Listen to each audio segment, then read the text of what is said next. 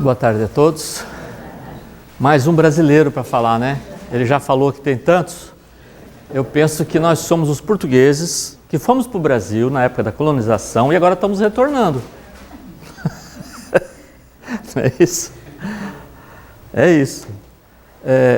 Esse tema que eu escolhi, cidades espirituais, não é um tema assim muito comum que a gente ouve. A gente ouve nas palestras espíritas sobre reencarnação, não é isso? Sobre o nascer, sobre o desencarnar, né? São assuntos que são mais comuns, né? Sobre o evangelho, evidentemente. Agora, cidades espirituais é um assunto que as pessoas às vezes ficam meio receosos de falar sobre esse assunto. Então nós vamos, eu fiz uma organização, li algumas obras a respeito e fiz uma compilação para a gente possa refletir se realmente existe isso no plano espiritual.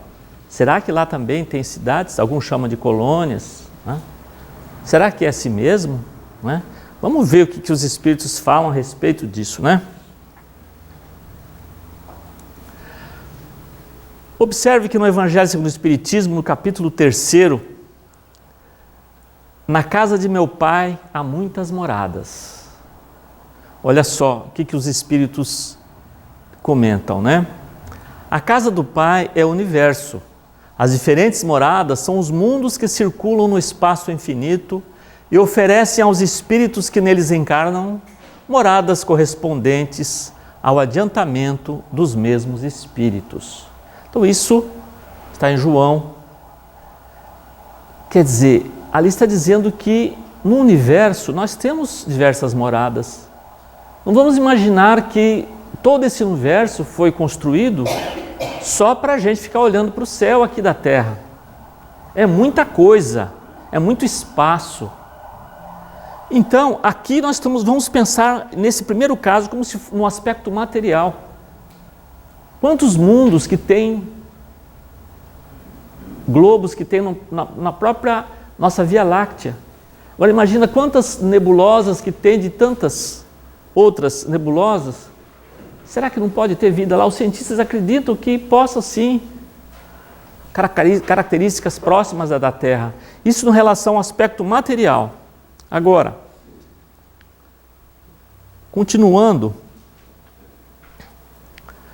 independente da diversidade dos mundos, essas palavras de Jesus também podem referir-se ao estado venturoso ou desgraçado do espírito na erraticidade. Olha só, aqui já não está falando simplesmente do aspecto material de um planeta que a gente poderia chegar até lá e ver as pessoas lá. Aqui está falando do aspecto espíritos na erraticidade, espíritos que estão entre as encarnações. Quando a gente desencarna, antes da gente retornar, se diz que o espírito está na erraticidade, está naquele intervalo. E para onde ele vai? Né? Então aqui também nós temos diversos planos. Existe uma imagem assim, bem material para a gente entender, para mostrar a questão dos planos, é como se fosse uma cebola. A gente tira a casca de uma cebola, tem outra embaixo, não é isso? Aí você vai tirando, vai tirando, vai tirando, vai tirando. Então você imagina que são diversos planos, diversos mundos espirituais que nós temos, que se intercalam, só que não se misturam. É isso que é interessante. Porque aqui nesse momento a gente sabe que aqui estão passando diversas ondas sonoras, não é? Das rádios ligadas, da polícia, do aeroporto. Só que a gente não ouve, mas as ondas estão passando aqui. Se eu pegar um rádio e ligar, ele vai pegar uma estação, ou vai pegar o aeroporto, dependendo.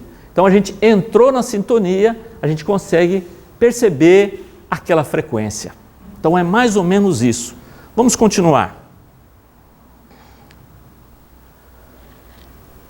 Quando em um mundo eles alcançam o grau de adiantamento que esse mundo comporta, passam para outro mais adiantado.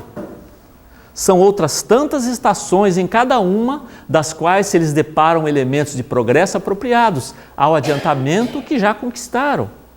Vamos pensar lá dos miúdos na escola. Eles entram lá no curso básico.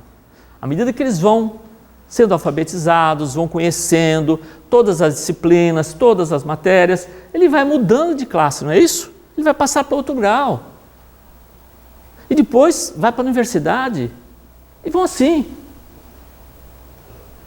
Agora Agora vamos imaginar que nós estamos aqui no planeta Terra nessa mesma condição. Aqui é uma grande escola. E o que acontece com aquele aluno quando ele não consegue atingir a média? O que a escola faz? Retém, não é isso? Retém ali o aluno. E ele vai fazer de novo. São as nossas vindas de novo aqui.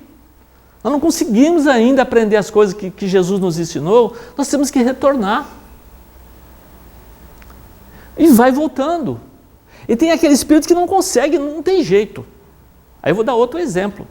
Lá no Brasil, na universidade que eu trabalhava, o aluno que ficasse 3 vezes ele repetisse na universidade, ele era jubilado, ele tinha que sair da universidade. Ele não podia ficar mais. Se ele quisesse voltar, ele teria que fazer de novo o vestibular para poder entrar. É o que vai acontecer também com espíritos renitentes. Espíritos que não querem realmente, por toda a ajuda que tem, não querem melhorar. Ficam arraigados no mal. Eles vão ter que ir para outro planeta. Como aconteceu com os exilados de Capela, que estavam muito bem, pode-se dizer na ciência, mas no aspecto moral não. Vieram para cá, na Terra, quando estava começando aqui ainda nossos ancestrais lá do tempo das cavernas. Que dificuldade para chegar aqui. Mas é isso. É um castigo? Não. É uma oportunidade que o nosso Pai nos dá. É isso?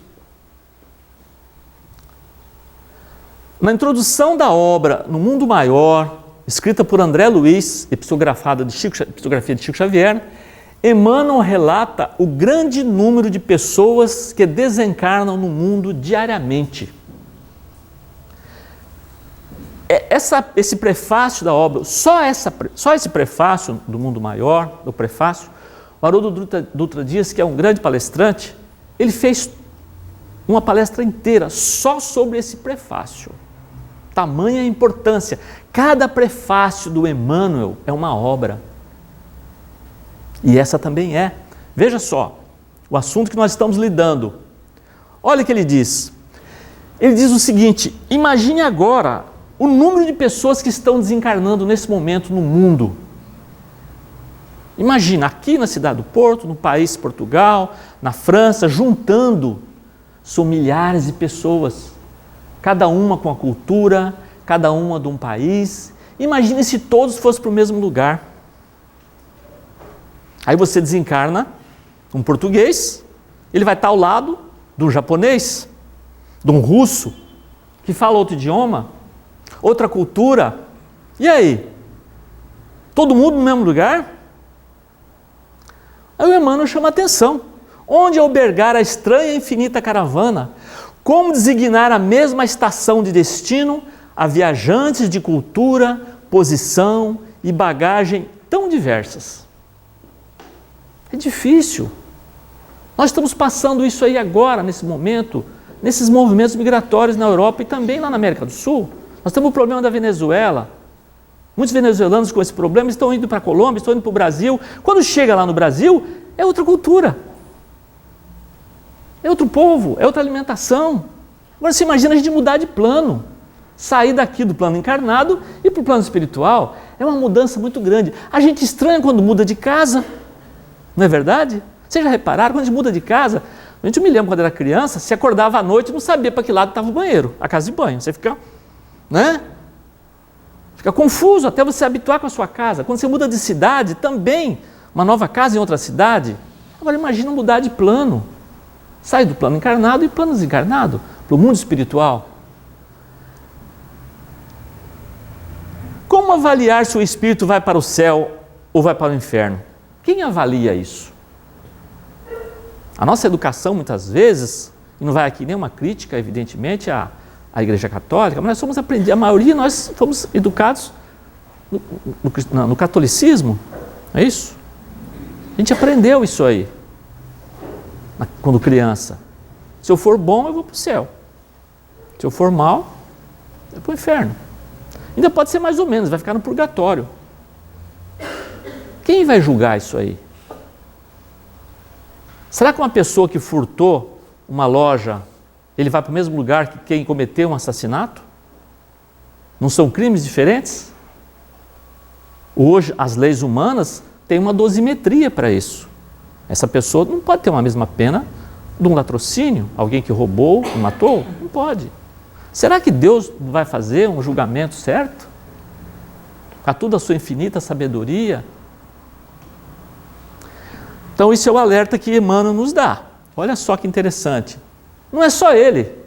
Joana de Ângeles, que vocês também já conhecem, na obra No Limiar do Infinito, psicografado por Divaldo Franco, ela diz, mesmo assunto, como, porém, receber a estranha, imensa e variegada massa que a cada momento deixa a Terra, retornando às praias e portos espirituais?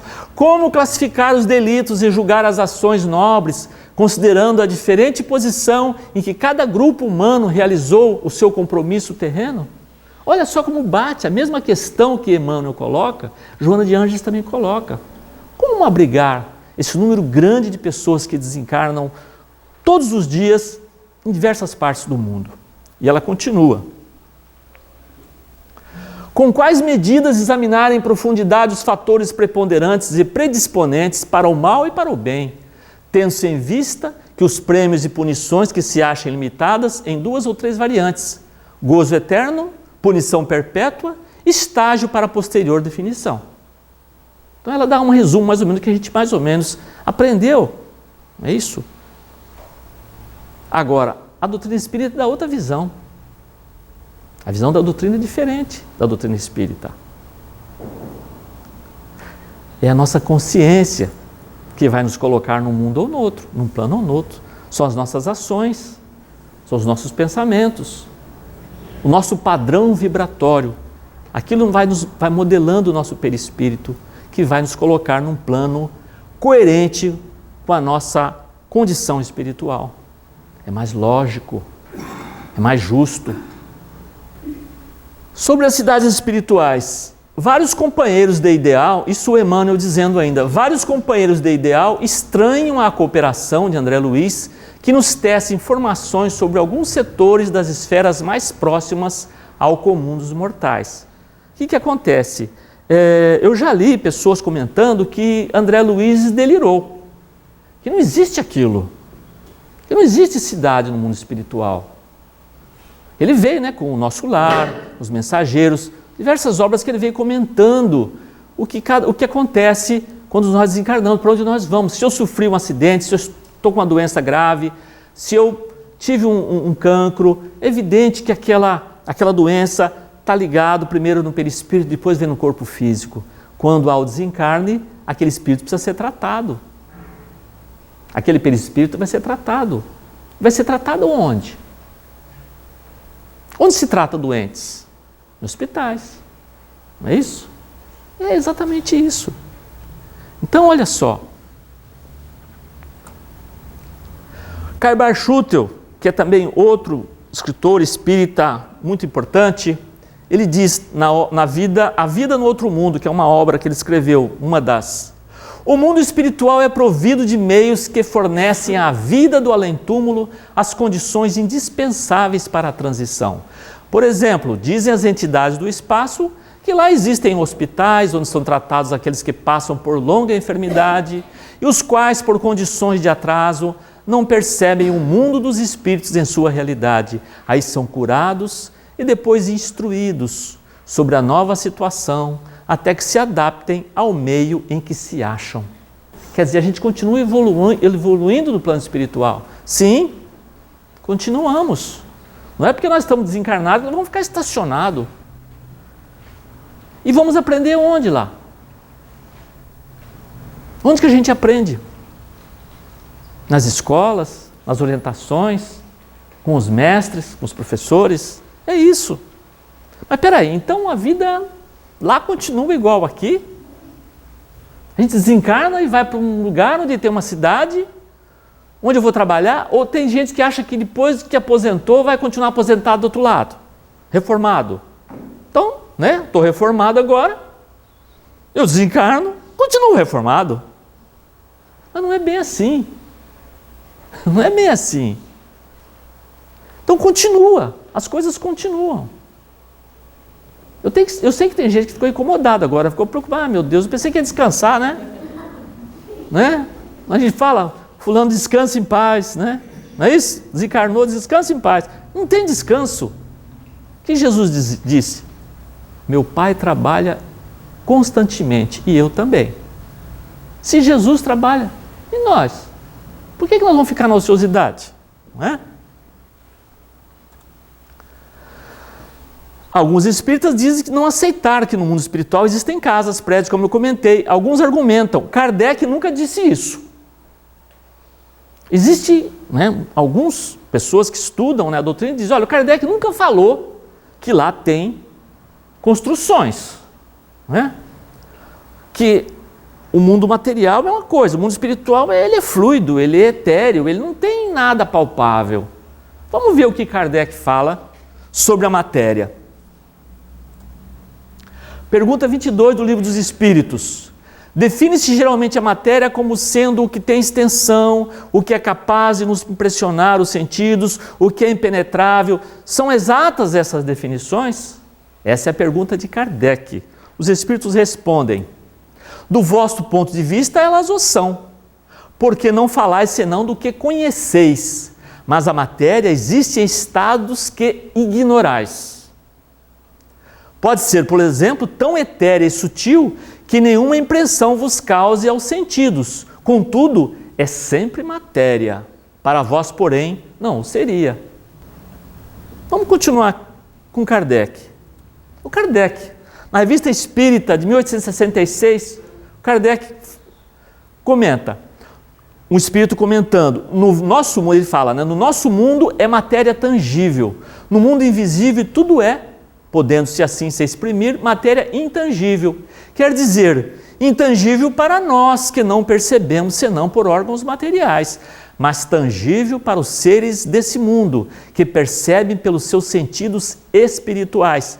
Tudo é fluídico neste mundo, homens e coisas, e as coisas ali não são reais, são tão reais relativamente quanto as coisas materiais o são para nós. Está claro. Eu vou dar um exemplo bem simples. Imagine vocês aqui, uma mesa, uma bacia cheia d'água. Cheia d'água, a bacia. Eu pego a moeda de €1 e coloco. O que vai acontecer? Ela vai afundar. Eu posso botar a mão e pegar essa moeda, não posso? Posso pegar. Se eu congelar essa bacia com a água e com a moeda, posso pegar essa moeda? Não posso. É a mesma água? O que aconteceu diferente? Ficou sólido? As moléculas mudaram o jeito delas. Elas estavam na água, as moléculas tinham uma distância, os átomos tinham uma distância. A hora que foi para o gelo, elas, mudou o estado da matéria. E se a gente botar aquecimento nessa água, aquecer até ela ferver, ela vai virar vapor. Vamos poder pegar? Também não vai dar. Mas ainda é água? É. Aí a gente entende mais ou menos o que Kardec está dizendo. A matéria tem estados, os espíritos dizem, tem estados que vocês ignoram ainda, que nós não conhecemos. Assim como nós não estamos vendo, ouvindo os sons que estão passando por aqui. Existem frequências que nós não estamos vendo. Os raios ultravioleta, não é isso? Os sons também, os infrassons, que às vezes o cachorro, o cão percebe o som que nós não percebemos, são frequências muito graves, que o homem não percebe, mas o cachorro percebe. Então nós não vemos tudo, nós vemos uma parte, tá certo? Então o mundo material, lá no plano espiritual, ele é matéria para os espíritos. Essa mesa aqui, tá? Eu posso tocar nela. É isso? A minha mão vem aqui e segura. Eu pergunto, se um espírito estiver aqui, ele pode chegar e pegar aquele caderno que está lá? O espírito pode pegar? Por que não? Pode falar, gente, fica à vontade. Exatamente o estado dele. Ele vai chegar aqui, a mão dele vai atravessar. Agora, se ele se materializar, não é isso? Se for uma materialização do espírito, aí é diferente. Mas no estado ele não vai conseguir. Agora, Se aqui, nesse espaço físico que nós estamos, as entidades espirituais construírem uma mesa no mesmo local dessa, o espírito vai chegar aqui e vai botar a mão e parar. Porque junto dessa mesa, vocês estão entendendo isso aí? Né? Junto dessa mesa material nossa, existe uma matéria feita lá no plano espiritual, no mesmo lugar dessa mesa. Ou como é que vocês acham que os espíritos sentam lá? Que eles deitam? Onde? Em cama. Quem leu o Nosso Lar diz quando André Luiz vai na casa de Lísias, chega, toca a campainha. Espera aí, toca a campainha. Então ele botou ali, então se tocou a campainha, tem um som. Como é que chegou esse som lá? Tem sistema elétrico? Como é que é? Então quando a gente lê uma obra, a gente tem que pensar nas entrelinhas, como é que está ali escrito direitinho, né? Então, o próprio Haroldo Dutra Dias, ele comenta na sua palestra, vamos imaginar que acima da cidade do Porto tem outra cidade do Porto, espiritual. Olha como fica mais prático. Eu estou aqui no Porto, estou aqui, minha morada é aqui, eu desencarno e vou para lá. Não vou para o Japão, nem para a Rússia, porque aqui falam português. Que as pessoas acham, quando eu desencarnar eu vou entender tudo quanto é espírito. Não vai entender. Não vai entender. Isso é para espírito muito evoluído, que consegue com o pensamento entender todo mundo, se locomover para diversos lugares ao mesmo rapidamente. Para nós ainda não dá. Tem espírito que não consegue, quando ele desencarna, ele não consegue andar, ele se arrasta. Então, é mais coerente para a gente pensar que nós temos diversas cidades, não é? Em diversos locais aqui da Europa, da América do Sul, tudo é lugar. Você desencarna, você tem ali uma cultura próxima à sua, mas como diz os espíritos, é sempre mais refinado. As cores são diferentes, as flores são diferentes, porque nós somos aqui uma cópia imperfeita do plano espiritual. O André Luiz e outros espíritos comentam, quando eu cheguei no jardim, eu vi flores que eu nunca tinha visto na terra. Eu senti perfumes que eu não posso contar. Eu não tenho maneira de explicar. Tá certo? Nós não conhecemos ainda. Mas são muito materiais para quem está lá daquele lado. Não é? No Nosso Lar, nós já conhecemos, para quem já ouviu falar, ela está localizada acima da cidade do Rio de Janeiro. Como disse André Luiz, é uma antiga fundação de portugueses distintos, desencarnados no Brasil no século XVI. Olha só, a princípio, enorme e exaustiva foi a luta, segundo consta em nossos arquivos no Ministério do Esclarecimento. Isso é no capítulo 8º do Nosso Lar, o André Luiz comentando. Português da época do Brasil colonial, provavelmente por isso que é o nome colônia espiritual, porque o Brasil, como outros, eram colônias de Portugal. Então, os portugueses foram para lá, desencarnaram lá, muitos já estavam desencarnaram e foram construindo lá uma cidade espiritual, que comenta aí, uma delas, que é chamada Nosso Lar.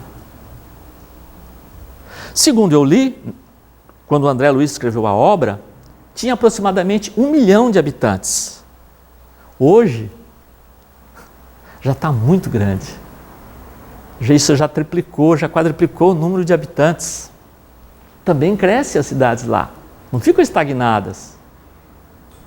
Isso, e tem todo um serviço, olha aí, administrativo, né? Então tem lá a Governadoria Central, Ministério do Esclarecimento, da União Divina, da Elevação, do Auxílio, da Regeneração, da Comunicação. Tem um governador, tem os ministros deles, que cada um vai cuidar do seu setor. Só que eu posso garantir uma coisa que não tem lá: corrupção. Esses governadores não têm corrupção, lá não vai ter. Não tem jeito. Não dá para esconder. A gente não consegue esconder as coisas lá. Principalmente dos espíritos evoluídos. O que nós pensamos, eles percebem na hora. As nossas intenções estão abertas. Aqui nós conseguimos ainda disfarçar as coisas. Eu converso com uma pessoa, oh, que prazer te ver. Por dentro eu falo, ai meu Deus, que chato encontrá-lo na rua, né? Lá no plano espiritual não tem jeito. Você falou, pensou, já todo mundo está percebendo ali. E aí? Né? Então existe toda uma organização bem feita. Então não se preocupem. Se eu, meu Deus, a hora que eu desencarnar, será que eu vou ter um lugar? Vai ter. Todo mundo vai ter um lugar. Eu não garanto a qualidade dele. É isso? Vai depender exclusivamente das nossas ações. Tá bem?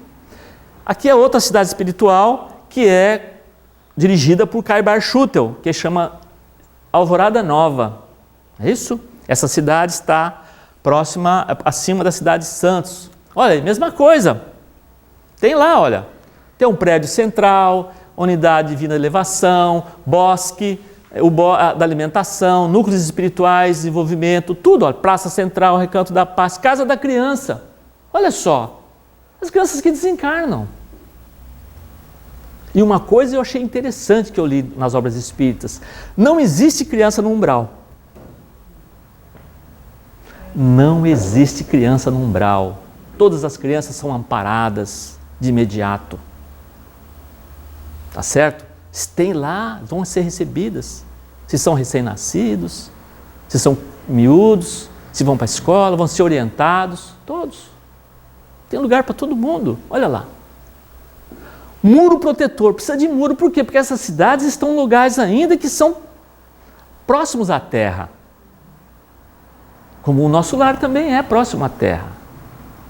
Então tem espíritos que querem invadir. Isso tem que ter uma proteção, sim, para não deixar invadir.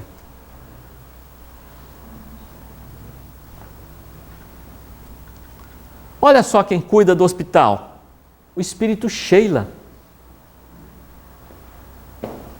É um espírito que foi na França, foi importante, foi canonizada na França e foi alemã, enfermeira e morreu durante a Segunda Guerra Mundial, num bombardeio que teve, ela desencarnou.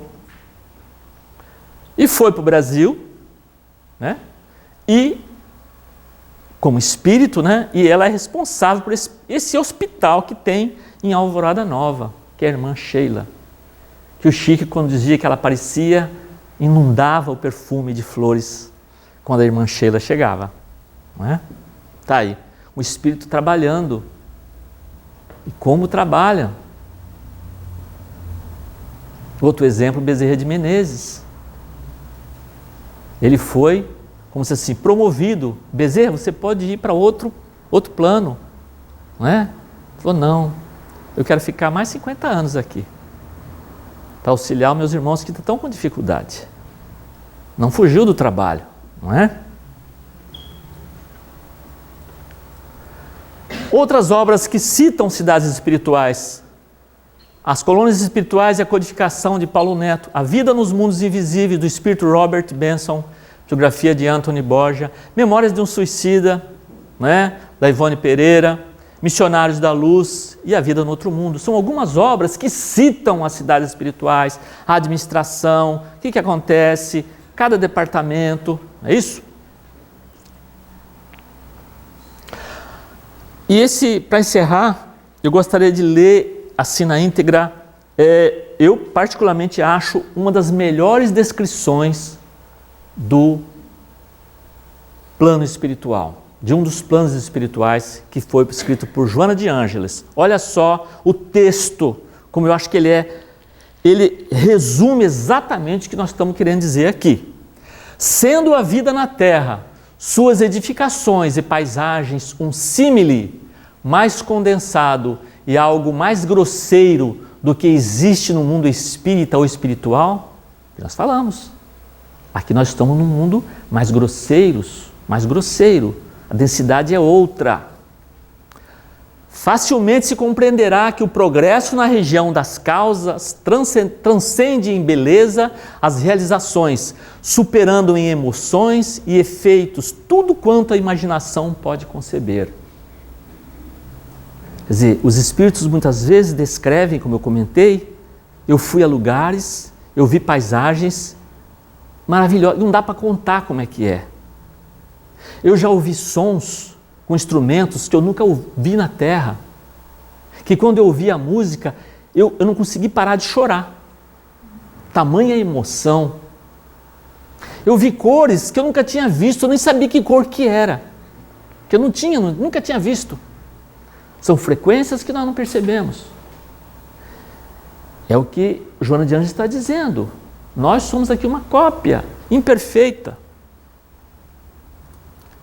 Desde os sítios mais grotescos e sombrios, onde se fixam os núcleos de depuração compulsória, para os que dilapidam irresponsáveis os preciosos dons da existência. Olha só, então não é só maravilha, porque nós temos ainda a condição, nós estamos ainda muito ligados ainda às nossas mazelas, aos nossos problemas, às nossas coisas, equívocos que cometemos, pessoas que prejudicamos.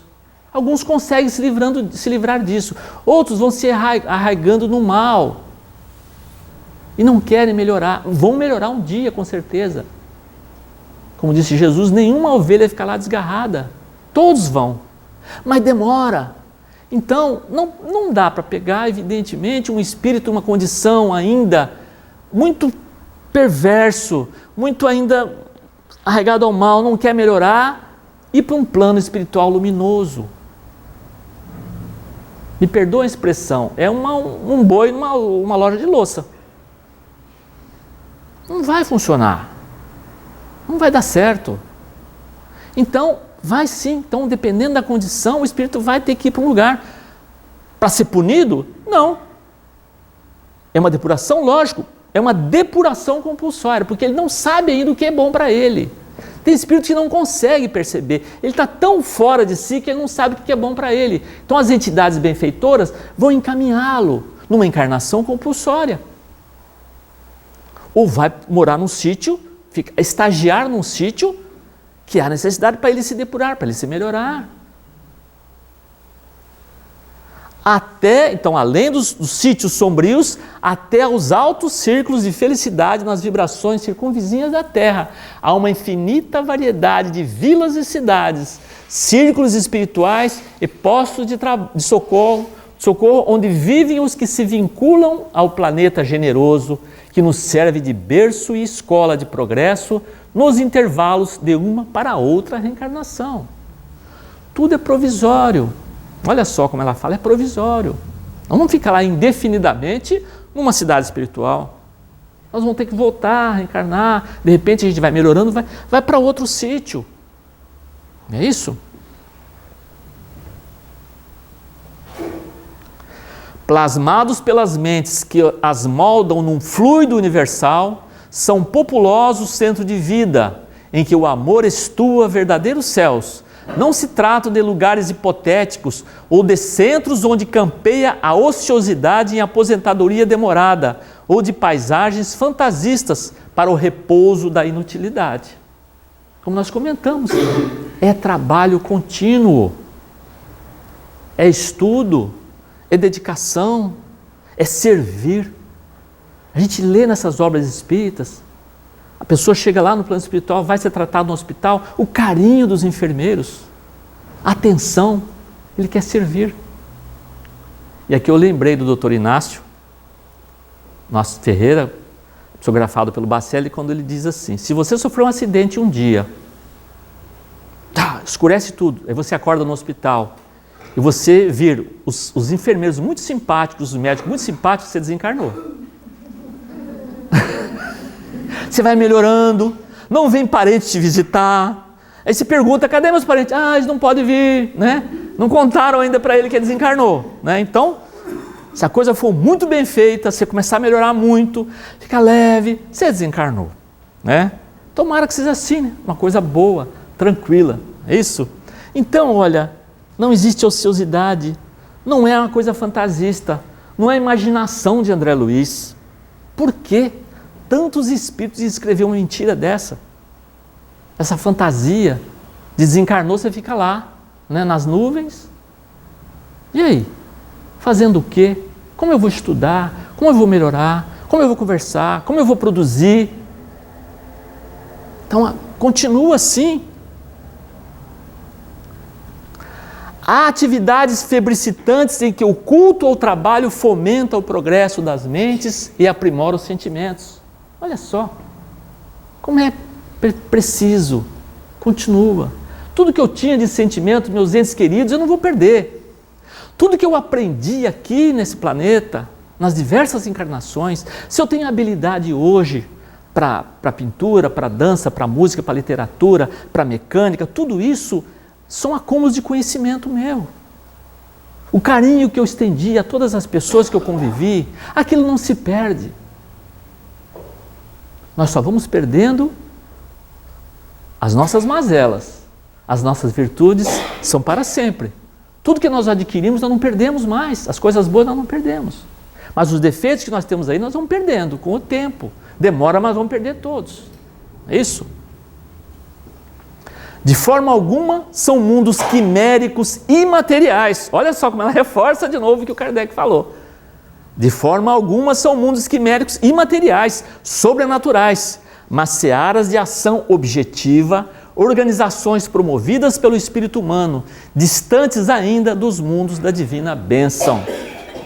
Porque ainda, muitos desses espíritos são lugares fantásticos, mas ainda não chegaram à perfeição que o ser humano vai chegar na sua condição. Nós não podemos descrever esses mundos. Como é que é o mundo que vive Jesus?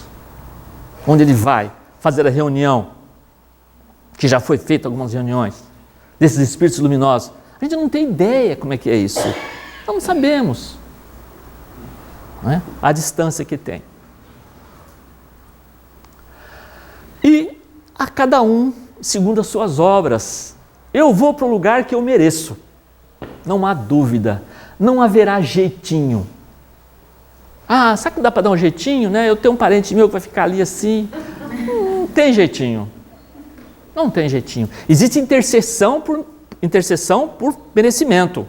Como uma mãe que tem merecimento, ela consegue auxiliar um filho.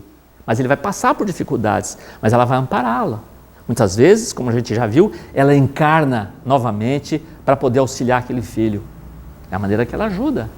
Vai ser atendido por merecimento dela. Mas não tem jeitinho, não é? Então, é isso que eu tinha para dizer. Né? Agradeço a atenção de vocês, fico à disposição para qualquer outra pergunta, qualquer dúvida. Tá bom? Muito obrigado.